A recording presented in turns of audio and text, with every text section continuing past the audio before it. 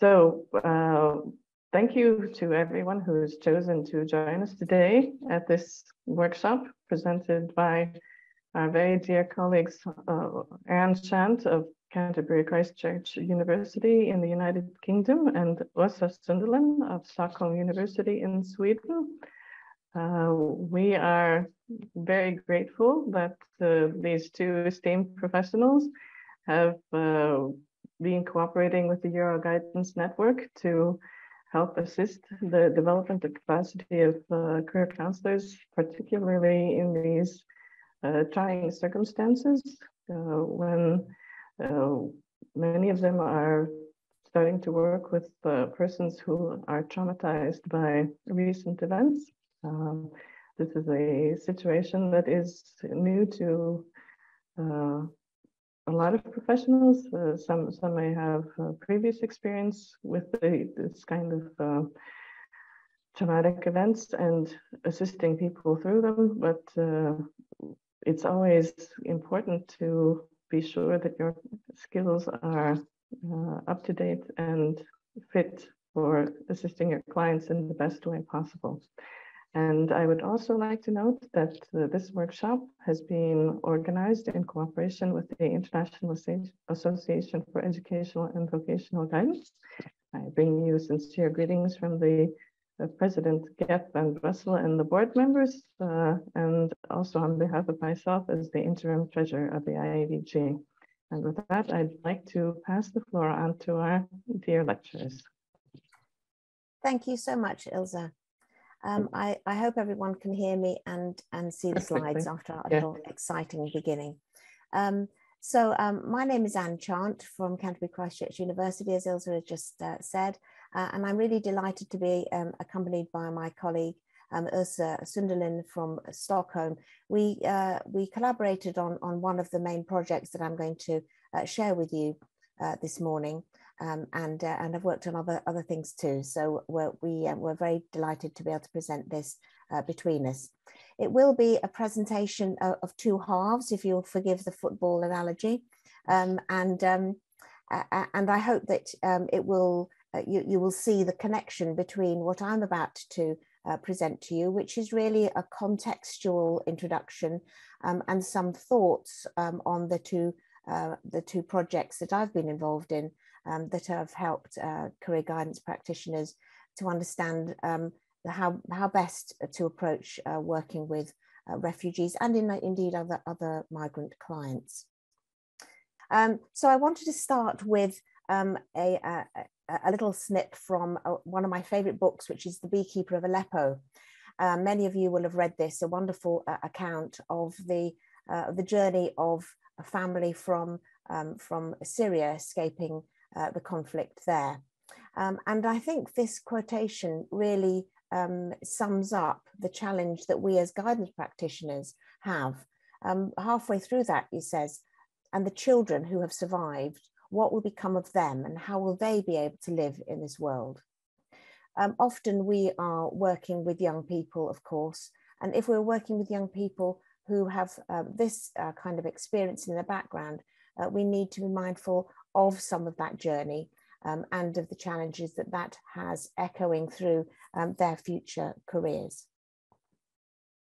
I just want to also clarify what we mean by career guidance, and forgive me because I know I'm speaking to a large group of professionals who work with this all the time, but it's worth just reminding ourselves that we don't just mean one-to-one working in a career counselling context. We do also mean the provision of labour market information, and as Professor Hooley has written here, because I particularly like this explanation, assessment, of course, one-to-one work, but also learning. And Åsa is going to be speaking more about the career learning element of this. Experiential learning I'm going to touch upon when I reflect on the projects that we've been involved in. And I just want to encourage us to think beyond the challenges that we might anticipate in working on a one-to-one basis, because there's, of course, much more to that. So when we think of refugees and migrants, we think of movement. And when we move around the world, we move a little bit like this, fairly straightforward, clean and easy. Relatively cheap, of course, not as much as it used to be, but a very straightforward, as long as you have your documentation, way of going from anywhere pretty much in the world. But if somebody doesn't have a document, or if the political context is different, this is the contrasting journey, somebody who has to make their own way through extremely difficult conditions. And we've seen these really quite harrowing pictures on our TV screens and in the newspapers of the journeys that people take. And anyone, I think, that underestimates the need for those journeys or the justification of those journeys only needs to just for a moment put themselves in that situation where they would put their family in such a precarious situation, and then think, well, it must be really, really desperate in order to do that. And so if we're working with people who have arrived on our shores through such tremendously difficult journeys, we also need, of course, to bear in mind that they have arrived after considerable trauma. Just in terms of the context, let's just look at what's been happening over the last perhaps up to 10 years, really. Back in 2015, you can see that the predominant routes for migration of refugees was through that eastern bloc, moving from places like Syria and so on through Turkey, and as we saw on our TVs, trying to make their way into Europe and then across Europe. And that, of course, is where the story of the beekeeper of Aleppo follows. But only a few years later, that shifted quite significantly to the west, of people coming through Central Africa, moving into Southern Europe through the Western routes. And let's just think about where people are coming from and where they're going to. You can see from the picture on the right that, that a large number in previous years were coming from Syria, of course, South Sudan, Eritrea, Afghanistan, and so on. And most of the destinations were, as we might expect, to be Turkey, Germany, and for those escaping places in the Far East and in Afghanistan, Pakistan, and Bangladesh, and so on. But more recently, from 2021, we can see there is a shift in the statistics. So people escaping conflicts in Syria, 6.8 million, 2.6 million from Afghanistan. But interestingly enough, in an area that we perhaps sometimes forget about is Venezuela, where 4.1 million people have escaped from difficult situations there, largely, of course, political and economic. Also South Sudan and others. But still we see that, that nearly 40% of those fleeing those situations are being hosted by those 5 countries: Turkey, Colombia, which obviously is for the Venezuelan movement of people, Uganda, Pakistan, and Germany. Really importantly to remember is, especially given the excerpt I gave earlier on, is that 35 million of those refugees are children. Then, of course, in 2022, things moved much closer to home, you might say. In October 22, we got 4.2 million Ukrainian peoples, following the invasion of their country, have registered for one or more of the EU's temporary protection schemes. So that's a huge diaspora moving out of Ukraine, as many of our colleagues will be aware. And we can see from these pictures some of the impact of the beautiful place of Mariupol as it was and as it is now. And just some more up-to-date stats. UNHCR now tell us that where many of the refugees from the war in Ukraine have gone to, the vast majority, of course, the greatest majority have gone to Poland, many to Germany, and you can see the rest of those statistics there. So most of our countries have welcomed refugees from Ukraine, But what I want to think about in this short presentation is perhaps the differences of their needs compared perhaps with other needs from communities that have come from elsewhere. So let's just ask the question, what terms we use and whether those terms matter, because I'd like to question in some ways whether those terms do matter. I used the term migrant earlier on because a migrant is anyone who moves from one country to another. And in the last, sort of 50 years or so, it's been quite common for people, for example, from the UK to move to Canada or Australia or other places to better their lives for their families and for themselves and their careers. So, but I fear that now the term migrant has been used in a less positive way, and perhaps we can reflect on how we also use terms such as migrant, refugee, and asylum seeker. You can see the definition of refugee there, and essentially what we mean by a refugee is somebody who's seeking refuge from persecution, seeking refuge from fear of ill treatment back in their home country. An asylum seeker is simply somebody who is still waiting to be given refugee status. So that is a very significant difference, because once attaining refugee status, of course, many other protections come with that. As an asylum seeker, you might say that person is in a kind of limbo, waiting, and unfortunately sometimes waiting a great deal of time in order to get this status of refugee and all that brings with it. So terms do matter. They matter in terms of the legality of the individual, but they also matter in terms of how they're perceived. And I'm sure in our different countries, we've heard these terms used in very different ways. And there is an assumption, and I think we need to reflect on those assumptions that come with some of that terminology. So does it also matter where a refugee comes from? I want to just focus on a few areas that we might reflect on if we were working with refugees, asylum seekers, or any kind of migrant. We need to understand the political considerations, not the political considerations with a large P, as it were, capital P, in terms of political beliefs, but the political construct that that individual has come from. So they need to understand essentially the landscape behind the reason for somebody seeking refugee status, and understanding the political landscape, the political context in relation to where that person has come from. And this is important because there are sometimes subtleties and details that make a huge difference to that individual. And if we don't understand those things, we can get things wrong in our communications with them.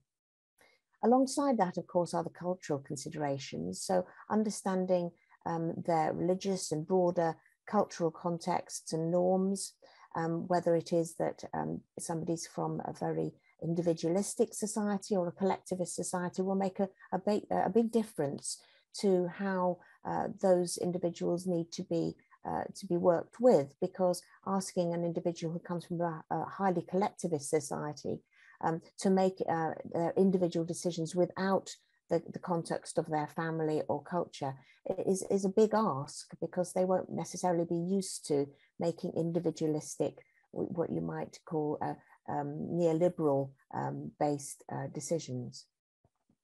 Ilse is going to speak more about language in her part of the presentation, but of course language abilities are important, as are educational backgrounds and finding some sort of equivalence for qualifications, which seems to be proving extremely difficult in many countries. There's also the issue about the period of settlement. Is this, for example, something that a move that an individual or a family is making in the short term, as we all hope, of course, that the Ukrainian refugees are seeking refuge only for a short time until this awful conflict is over.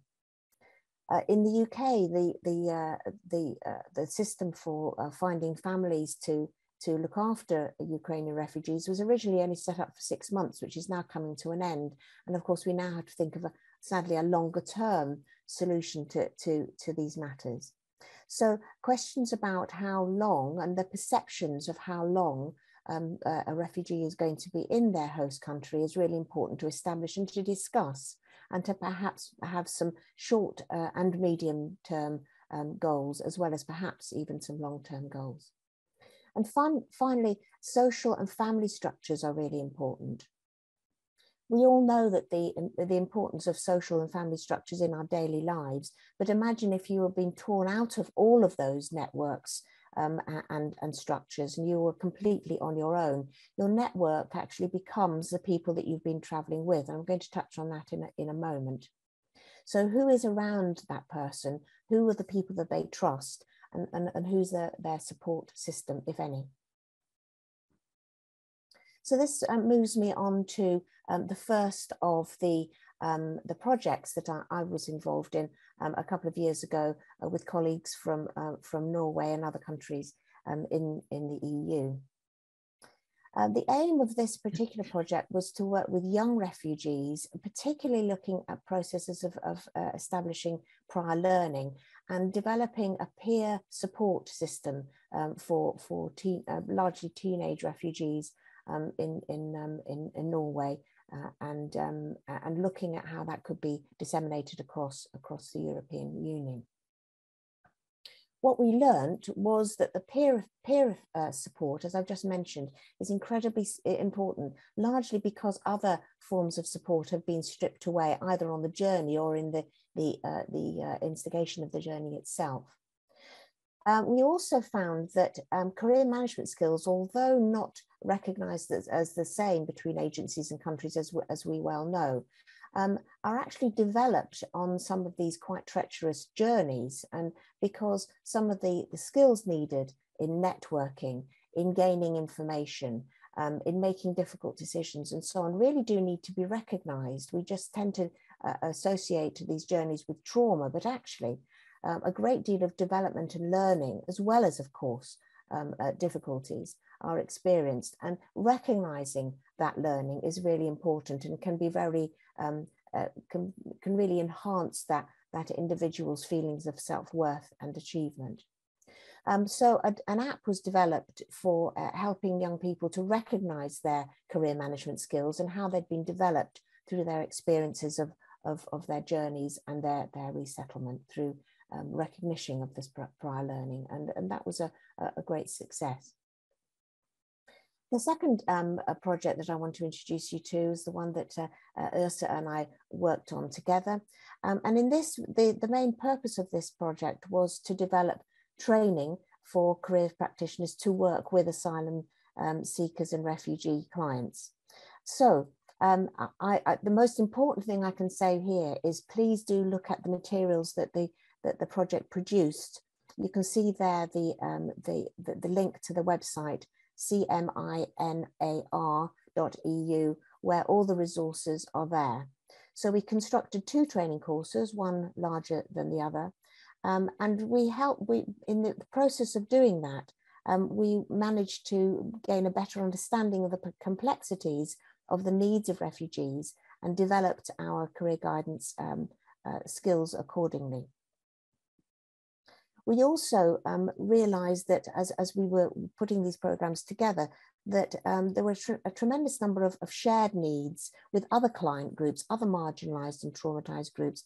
And I urge you to have a look at some of these resources and see what other client groups you might feel they may be pertinent to.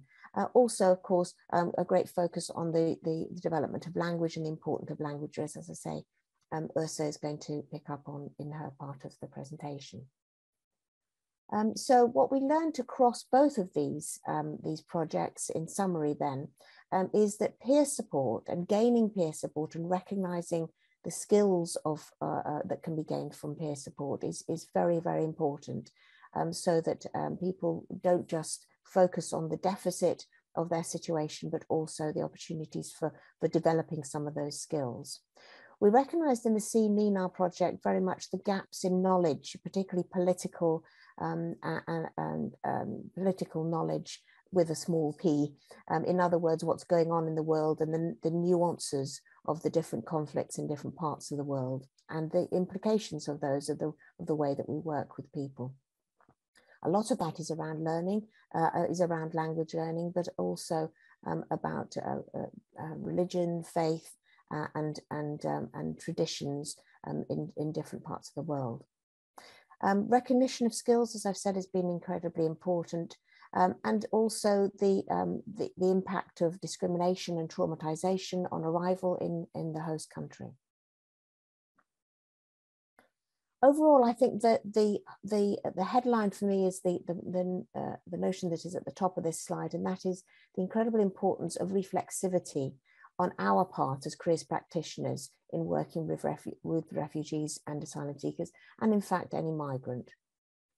Because we have preconceived ideas, we have an unconscious bias one way or another, and it's really important that we start recognizing that in ourselves so that we can learn more, make sure that we fill in the gaps in our own knowledge, so that we can more effectively support them and help them in their journey. Recognition we saw as what we might call a moral yardstick, recognizing not just the identity of peoples as being refugees, but recognizing them as individuals with a story, and I'll touch on that in a little bit more detail in a moment. So understanding cultural and political issues and background, unconscious bias, as I've already mentioned, were things that we really felt were things that we wanted to focus on particularly in the seminar resources. So I hope you'll take a look at those. Just a little quote from Zygmunt Bauman, who many of you will have read about. I think this is a really helpful quotation, which I'll read out if I may. In a liquid modern life, there are no permanent bonds, and that we take up for a time, we must tie loosely so that they can be untied again as quickly and as effortlessly as possible when circumstances change, as surely they will in our liquid modern society over and over again. Now, I quote that really because we know from our own work with all clients that we live in a liquid modern world. Our labour markets are fluid. We are expected to prepare young people and adults for a very flexible working world. But think for a moment the kind of bonds that have had to be untied and retied loosely for somebody who's travelled across the world, perhaps not really ever intending to do so, but having to do so under traumatic circumstances. Those bonds have had to be torn apart and then retied loosely. So we need to be aware of the trauma of those of the damage that's caused by that tearing apart of bonds, and help young people and adults to recognize what's happened, to recognize the fluidity of the situation, but to help them to retie some of those bonds loosely. And by that I refer to the gaining of new networks and new relationships and new bonds that can help them to move forward in their host country. Just a little dash of theory here. I think this is an important concept for us to remember, the notion of the Hodgkinson and Sparks notions of horizons for action. Clearly, when somebody arrives under either traumatic or non-traumatic circumstances, their horizons from where they have come from are different to that of which they arrive into. So the client's habitus, their normal way of doing things, their normal collections of behaviours is in juxtaposition to where they find themselves. So there is a need for, referring back to Bauman, some untying of those connections and retying in a loose fashion and flexible fashion, so that they can learn new habituses, new ways of working, and new understandings of the ways that things are done. Sometimes it's the smallest things in labour market settings that can be really difficult to understand. I remember speaking to a Rwandan refugee who said he really couldn't understand the need to celebrate everybody's birthday in the office, and these small social details can make all the difference from feeling part of that new community or on the edge of it. He also couldn't understand why we had to have "this water is hot" written above hot taps in washrooms, which I have some sympathy with. So just coming to the end of my part of the presentation, I want to focus a little bit on identity.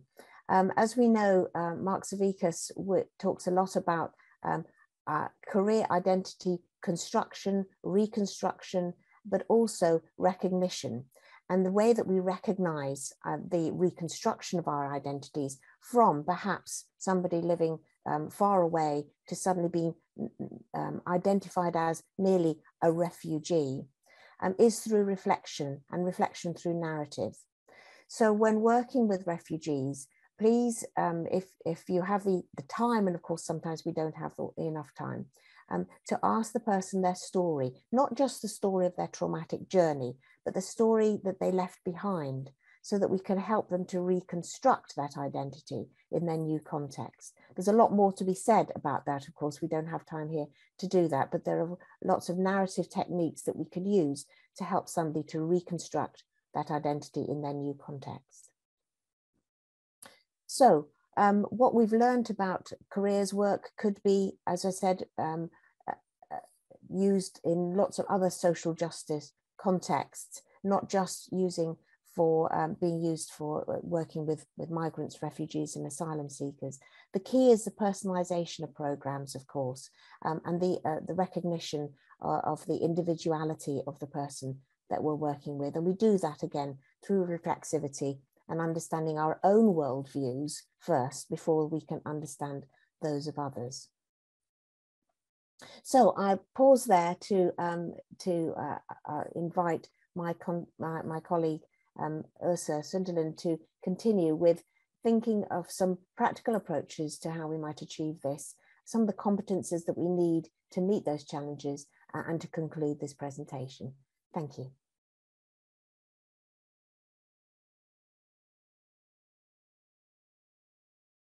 Thank you, Anne. You will also change the slides for me, I hope? I will indeed, Ursa. Yes, thank you. But you had some questions, maybe they are related directly. The slides will be shared to all the delegates, one question. And also, is the app you referenced accessible? I think it is, but what I would have to do is get the permission. I didn't lead that program. That was led by a colleague in Norway who I believe is now retired. So I'd have to do a little bit of digging around to see who owns the permission for that. But I will investigate that, and perhaps I can let Ilse know, so that if we can get access to that, that can be made available. Okay. And there was also a big question, I think, a huge question from Füsun Akök from Turkey. Social inclusion is a pivotal part of the career guidance processes, and joint ventures with the host community plays a critical role. Any insights on this? Well, I think it's going to be different in every country, isn't it? But what I think the question is alluding to there is the creation of new networks. And actually, one of the most effective ways of creating new networks is through the world of work. So to enable the work that we do to enable people to access the world of work and or training is a way of both integration and understanding of the new cultural context in which they find themselves. Okay, thank you. It's a big question. Maybe it's a very big question. It's a very big question. So maybe we'll have a conference on that one to talk about it more further on, to explore it. So, but thank you, Anne. And I will try to continue. And I'm really in that, the feeling when you are going to continue after a British native speaking person and not being a native speaking person. So I would talk about language issues, of course, among some other things. Also the feeling that comes here after you, Anne, and I'm glad I can make myself, I hope I will make myself understandable, but otherwise please ask and comments, and you can return to me afterwards also, of course. And maybe you can, so I will go into, Anne talked about that counselors experience a knowledge gap when meeting where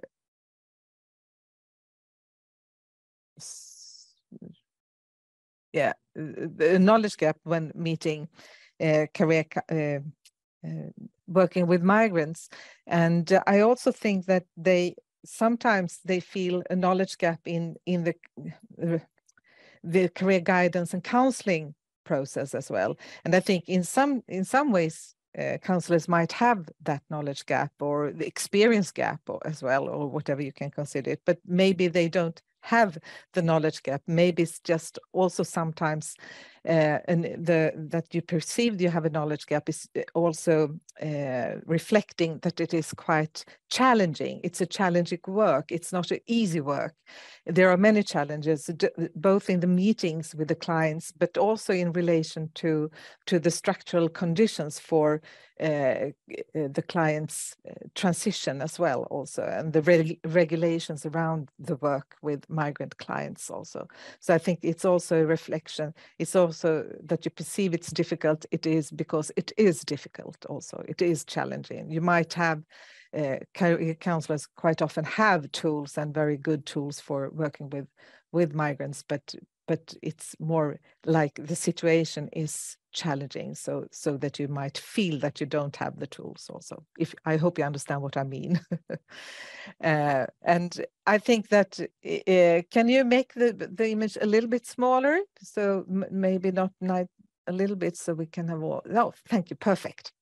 So I would just summarize. I think what I will start with, I will start with a perspective of the client and migration, refugeeship as a condition for career transitions. And I think this image will just summarize what Anne has been talking about also, that the migration process itself, with the experience, the loss of belonging to the society you are leaving, and that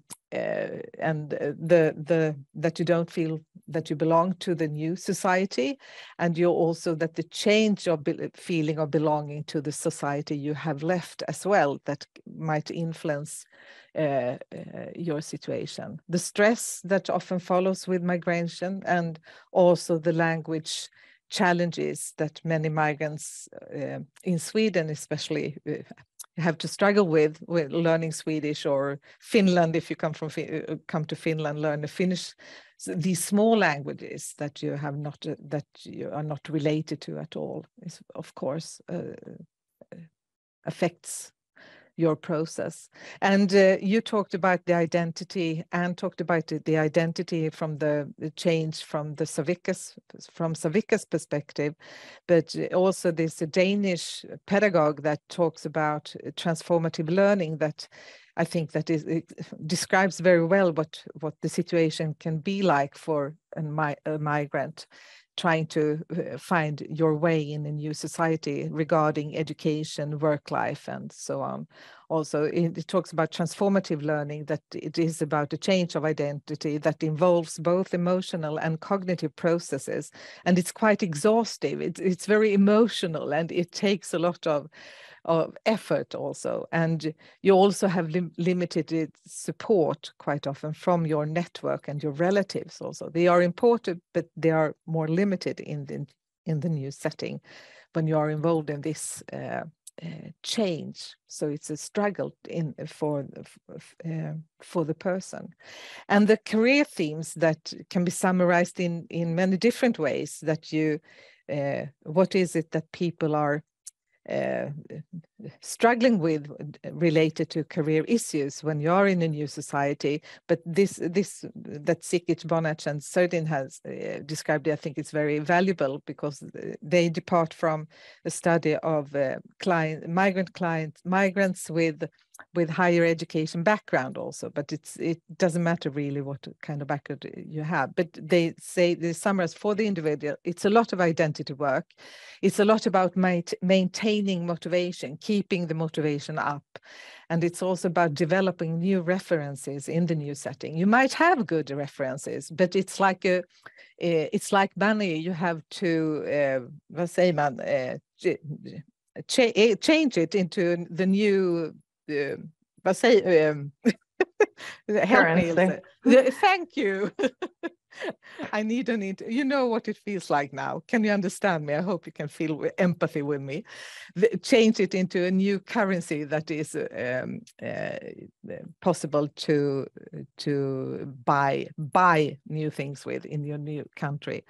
And you also need to develop a new local know-how, which Anne was talking about also. It's about work life, about education. How is it going on here? Even though countries might be similar in many ways, there are also quite often big differences also. And you also need to build new social networks. And I know one client that a student that we had in our career guidance and counseling program here at Stockholm University, she described, she had been in Sweden for about 10 years or something. And she said, all I talk about with my friends is about work-life, career issues, work-life education. How is it going? Have you gotten a job?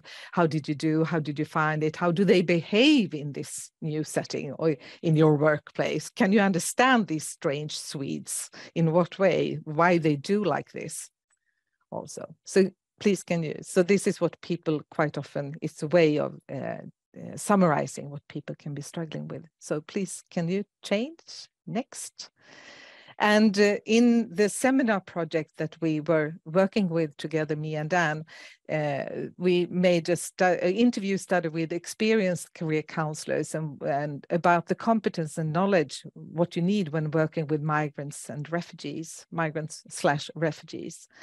And of course, they talked about career counseling, that you need to have knowledge in counseling and intercultural communication. But they also talked about these emotional aspects, that you need ability to practice respect for refugeeship and manage existential conditions and emotions in meeting the clients. And also ability to instill hope and work with empowerment, since people have a lot of when they don't feel that they succeed also. Yes, you know, when you feel like you don't succeed. And also you need to ability to manage these language challenges that are quite often in the counseling session.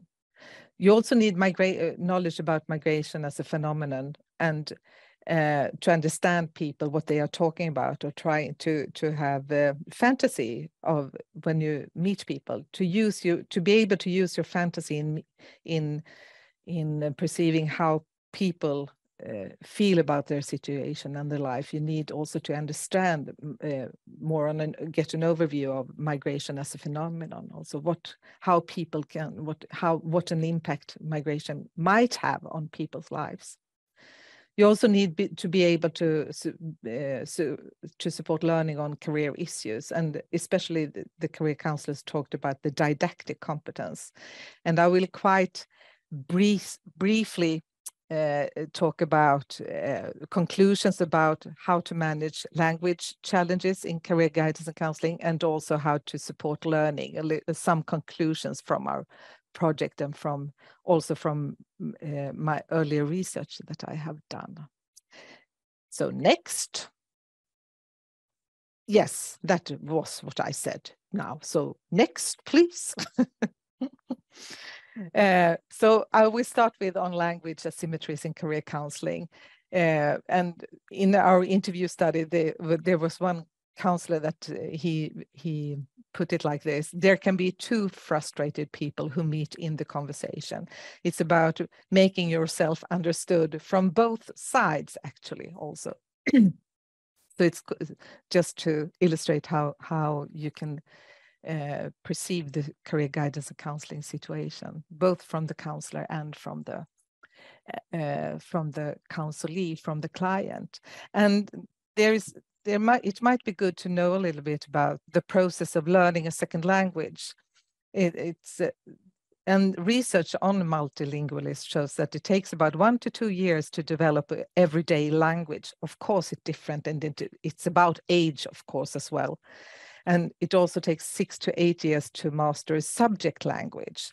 And the career guidance, the conversation in the career guidance and counseling sessions can be described, the language that we use can be described as a subject language, because the concepts we use and the questions we talk about, they are very complex also, and related to the society's structures and way of organizing the society. So it's a very complex situation. And also the ability to link words to their meaning develops gradually for people. You can hear a word, you can hear the word career or transition, but until you have understood it, the meaning of it takes quite a time also. And as they show, it develops gradually. So that this can also explain why it can be so very complicated. The communication can be complicated, and the way of understanding each other can be so complicated in career guidance and counseling with migrants. And there's also both a linguistic and emotional insecurity when you communicate on a second language, like I feel right now also. I feel very insecure. I don't have I cannot express myself the way I would like to, and which I could have done if I was able to speak Swedish also. So this is really, and next, please. We only have 5 minutes left. Is it 11:50 we finalize? Yes, that's the scheduled end of the session. Yeah. Okay. I think I will have to make some changes, but some basic communication tools to manage language asymmetries. I will need to skip the part of learning. I've been talking about.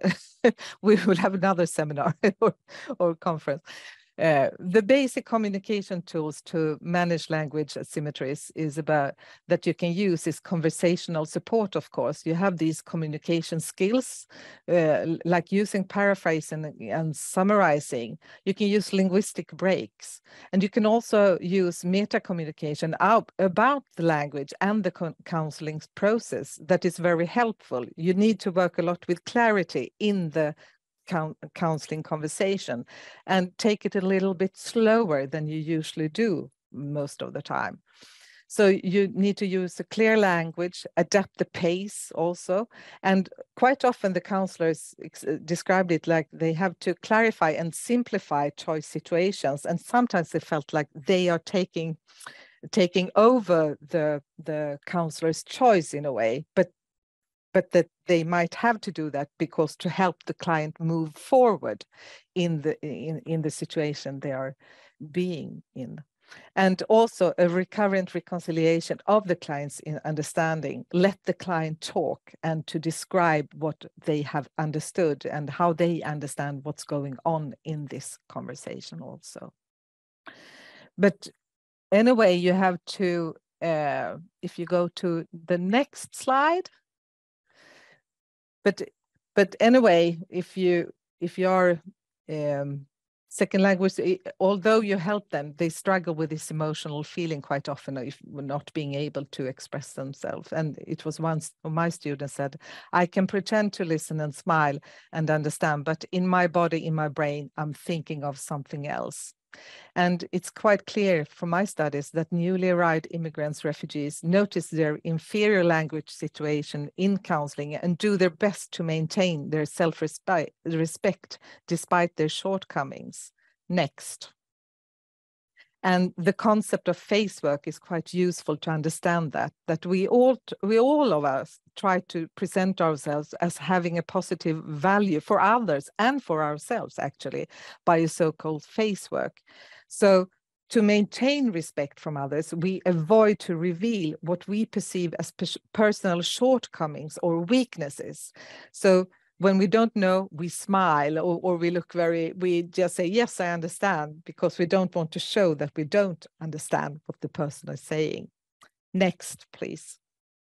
So counselors' challenges in intercultural meetings, when we communicate with people who are very different from us, who also have limited access to the spoken language, we often have difficulties concerning our conclusions about what they mean and feel. Or in other words, use our empathic understanding, the main tool that many counselors consider that they use also. And if you go to next, and to next. So I think we finalize with this slide. It seems to be vital that the counselors observe not only language aspects of understanding, but also that second language speakers face the difficulty of making themselves understood with their own wishes, dreams, and feelings about the future. Hence, it is important for counselors to notice when students make their migration experience relevant to career and future. So, conclusion, keep in mind that you may have difficulties to perceive the feelings and circumstances of migrant clients, refugees. Learn about migration conditions, emotional and cognitive aspects. And also, we have this slide 47. Some final words, though. I didn't have, it wasn't possible for me to talk about the learning dimension, but it's really, we learn about a lot about learning, career guidance and counseling with migrants also. So some final words just. That counseling with refugees discerns general challenges in the counseling practice, but the challenges appear in a more distinct way. The situation of refugees are often exposed, with which stresses and challenges the boundaries of the counselor's role and competence, I would add. So experience from career guidance and counseling refugees is an important contribution to illuminate competencies needed in general in career guidance and counseling. So counseling with refugee clients is thus an important source for developing the career guidance and counseling field, I would say also. And I think that is what has happened quite a lot in Sweden, also that we have got a lot of money for developing the career guidance and counseling for migrants also. So we become better clients. We become better counselors when we work with migrant clients. Thank you so much, dear colleagues, for a very thought-provoking and enriching presentation. It's a great shame that we're limited by the time available during today's event, but I do hope that you are willing to distribute your slides so that people can have more time to think about the important issues that you've brought up and also be able to get in touch with you afterwards. Absolutely, yes. Apologies for that, mostly down to my technical inexpertise, I fear. But yes, that's why I put up our email addresses there. So please, colleagues, do feel free to contact Ursa or myself if you'd like to discuss any of these issues. Or want to develop something of your own, but also make sure you look at that seminar website, because that's where all the stuff is. And I also want to say that you have this, if you are still here, but it looks like people still, the questions, how do you support people who are in between in the case of Ukrainian refugees? Yes, in Sweden, that's quite a tough situation for many Ukrainian refugees, for many refugees, I would say, in Sweden right now. And at the same time, to see that they have to keep going and adapt. It's really challenging and emotional. And I would say it's also really challenging for counselors to work with, to work on this. We call it high stakes counseling. Yeah. We have written an article about that, when you have when the uncertainty is very, very big around the situation. And I think there are no easy solutions to this, but what counselors, what one conclusion is that you need to find your own support also, to your own support network, and build networks around these issues also. So not being alone with it. So So support for the counselor is a good way. And also working with hope and I think that sometimes the solutions focused approach, that although the situation is like to recognize the situation for the client, that it is a very tough situation. How do you cope with it? Can you cope with it? What could make it easier for you now? Is there anything you can do? Is there anyone else can do? We cannot solve the situation, but what can we do to make you live with this situation also? So recognizing the situation and working with hope from a solution-focused perspective, not this this artificial hope. It will be all right, but working with hope in a deep way also. And I think that sometimes sorry, I forgot the approach from. Are you thinking of hope action theory? No, not hope action theory, but when you work with trauma-wise care, working with it's if you Google on that, trauma-wise care, you will find Howard Bath articles from him, who has been working with children with traumas, and how you can support, although you don't feel that you can support, you can do a lot anyway. And these articles are very supportive in that way. If I could just very quickly add, because I know people need to go, that narrative approaches can be really helpful in these situations where people really don't know what the next chapter is, and enabling people to tell their story to date, and then some possible next steps that essentially come down to a range of different plans depending on the context, so that they can see that there is that notion of hope going forward depending on what happens, so that they've got some ideas of where that pathway might take them. So narrative approaches can be very helpful too. Yeah. And the high stakes article is it's on the reference list also. Yes. But I think if you also Google on Google Scholar for high stakes counseling, you will find that. Yeah. Also, it's an excellent article. I would commend that to lots of people. Also, so it addresses these issues also. So it was this. I need to leave now. Okay. Okay. All right. Thank you once again. Thank you, Ilse. Thank you for the invitation. Very, invitation. very valuable. Thank you for listening. It was a pity that we didn't have time for more discussions, but you will continue with these discussions, I expect, during this conference in several ways. Yeah. Yes. Thank you very much. Thank you. Goodbye, everyone. Bye. Bye. Shall we stay a while, Anne? Yes, just for a moment. I have some thoughts.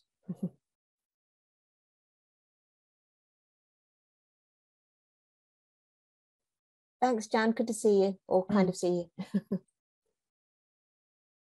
Yes, thank you all. I was just checking to make sure that we're not going to be bumped off by the next session. Okay.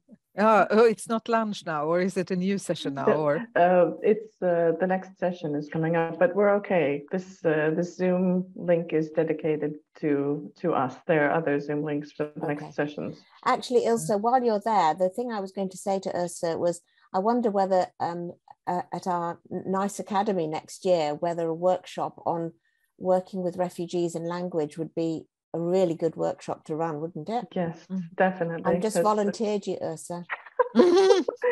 Please, we'd be so happy to have you. Did you see how I did that? Yeah. And I think that would be really valuable, because whenever we've done this presentation, you're talking about practical issues in an abstract way, and actually we need to see that. I think that would be really good. I'm happy to work with you on that. So and I'll just take the opportunity to have a little advertisement. Anne was referring to the NICE Academy. There's a network for innovation in counseling in Europe, and it holds an annual training event. And the next coming up is in Liepāja in 2023 in August. Please have a look at the NICE website to learn more.